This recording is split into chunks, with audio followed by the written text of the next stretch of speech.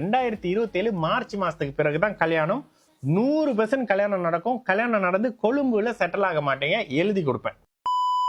Get married, will I settle in abroad? ரெண்டு விஷயம். வெளிநாட்டுல கல்யாணம் நடக்குமான்னு கேக்குறீங்க, வெளிநாட்டுல செட்டில் ஆகணும் அப்படின்னு கேக்குறீங்க. இங்க 30/11/95 இப்ப தானமா 31 வயசு. இதுல என்ன பெரிய இது வந்துருச்சு. 6:26 AM கொழும்பு. ஏன் உங்களுக்கு கல்யாணம் நடக்கல? கும்பராசி விரக்தியில இருப்பீங்க, இதுல என்ன கவலை? இப்ப தானமா முடிஞ்சிருக்கு. ராசிக்கு 7ஆம் இடம் நல்லா இருக்கு. ராசிக்கு 7ஆம் அதிபதி அருமையான மங்கள யோகத்துல இருக்காரு. உங்களுக்கு கல்யாணம் நடக்காதுன்னு யாரும் சொன்னா அதெல்லாம் நம்பவே நம்பாதீங்க. லக்னத்துக்கு 7ஆம் அதிபதி அந்த வீட்டுக்கு 8ல மறைஞ்சாலும் கூட மங்கள யோகத்துல தான் இருக்காரு. இது பெரிய அமைப்பெல்லாம் இல்ல. கண்டிப்பா பிறந்த இடத்துல இருந்து தள்ளி போய் செட்டில் ஆகக்கூடிய அமைப்பு இருக்கு. சரி, இப்போ சனி தசை முடிஞ்சாச்சு. புதன் தசை. புதன் 8ஆம் அதிபதி தான்.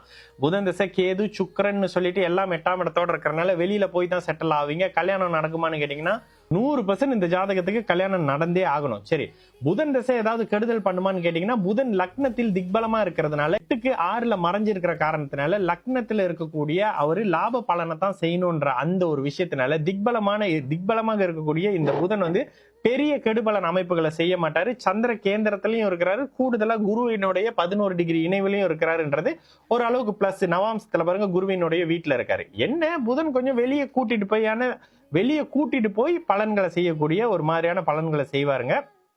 அதுல சனி தசை குரு புக்தி இப்ப நடந்துகிட்டு இருக்கு. புதன் தசையில தான் கல்யாணம். இன்னும் ஒரு வருஷம் இருக்கு. 2027 மார்ச் மாசத்துக்கு பிறகுதான் கல்யாணம்.